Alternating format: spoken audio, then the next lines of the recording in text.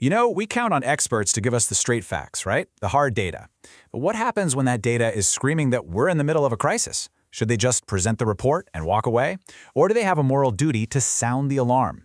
This, right here, is the expert's dilemma. So where is that line? At what point does a scientist or a diplomat go from being an objective source of information to a passionate advocate for change? As the stakes get higher and higher, we're talking everything from disinformation campaigns to climate change, that line gets blurrier and blurrier. So here's how we're going to break this all down. First, we'll get into the dilemma itself. Then, we'll see it in action in two totally different fields, public diplomacy and conservation science. After that, we're going to look at a really cool framework that lays out the different roles an expert can play. And you'll definitely want to stick around, because we're going to end with a fascinating new idea for a fifth role that could be a real game changer. Look, in a world of complex, overlapping crises, the old-school idea of the detached, purely objective expert is, well, it's starting to feel a little outdated. The notion of just publishing a paper and hoping someone important reads it, it's just not cutting it anymore. So, what's an expert supposed to do when the facts alone aren't enough? Okay, let's see how this plays out in the real world. And first up, we're jumping into the high-stakes arena of public diplomacy. This is where you've got U.S. Foreign Service officers on the front lines, fighting for truth on a global stage and walking an incredibly thin ethical line. So what makes these diplomats tick? Well, it's this deep-seated belief that their job is fundamentally ethical. A recent study found that they really see themselves as warriors for truth, defending democratic values by pushing out credible info about the U.S. to the rest of the world. And this quote from the legendary journalist Edward R. Murrow, it's pretty much their North Star. It's a simple but really powerful equation. Truth makes you credible, credibility makes you believable, and being believable is what makes you persuasive. If you break any single link in that chain, you've got nothing. But here's the kicker. Even with his intense commitment to truth, there's no official playbook, no single, formal code of ethics for them to follow. So a lot of the time, they're just relying on their gut, which is a really tough spot to be in when the challenges are this big. And believe me, this isn't just some abstract problem. The lack of a clear rulebook creates real-world headaches every single day.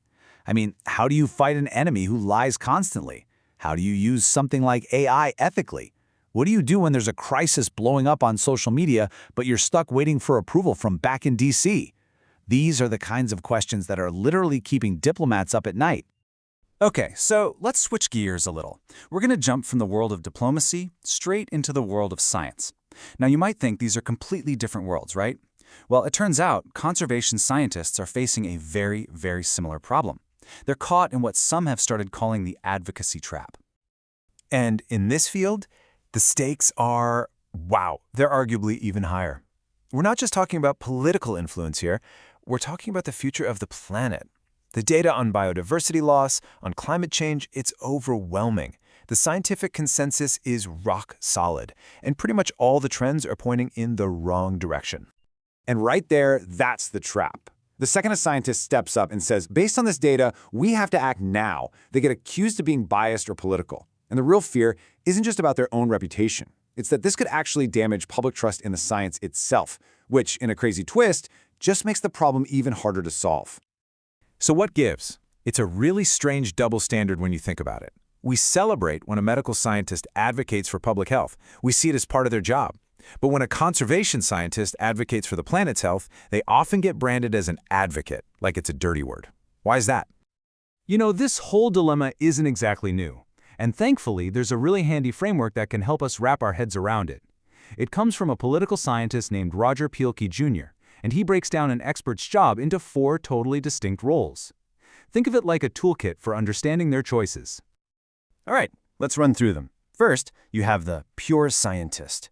They are all about the research, period. They want to stay out of the messy world of policy. Then you've got the science arbiter, who acts kind of like a scientific fact-checker for decision makers. On the other end of the spectrum is the issue advocate, who is all in, pushing for one specific policy outcome. And then there's the honest broker, whose job is to lay out all the valid options on the table like a neutral guide. Okay, so those 4 roles are a great way to think about this. But in our world, with crises popping up left and right, you have to ask, is that enough? Some people are now arguing for a 5th role, a kind of hybrid designed to finally bridge that gap between knowledge and action. To really get this new role, let's visualize the fundamental trade-off that every single expert faces. It's pretty simple. The more you try to directly influence policy, the more you risk people questioning your credibility. It's a serious tightrope walk. So on one side, you have the honest broker. They're playing it safe, right? They lay out all the possible options, so their credibility is totally protected. But they don't push for any one choice. It's kind of like a waiter who hands you a massive menu but then refuses to recommend a single dish.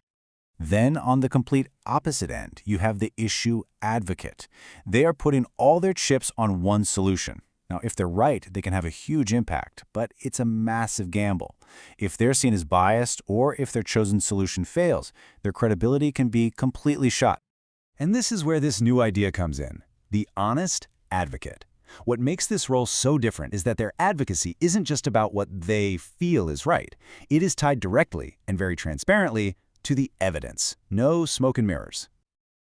So the whole goal of the honest advocate is to hit that perfect sweet spot. They aren't just handing you the menu of options. They're using their expertise to say, look, based on all the evidence, this option right here is our best shot. They get to have influence, but they manage the risk to their credibility by being relentlessly committed to the data. So, at the end of the day, whether it's a diplomat fighting disinformation or a scientist trying to prevent extinction, they're both facing the exact same fundamental challenge. There's this massive gap between knowing what the problem is and actually doing something about it. The trillion-dollar question is, how do we build a bridge across that gap, and how do we do it ethically and effectively? Which really brings it all back to us, doesn't it? In a world that's just full of complex, messy crises, what do we actually want from our experts?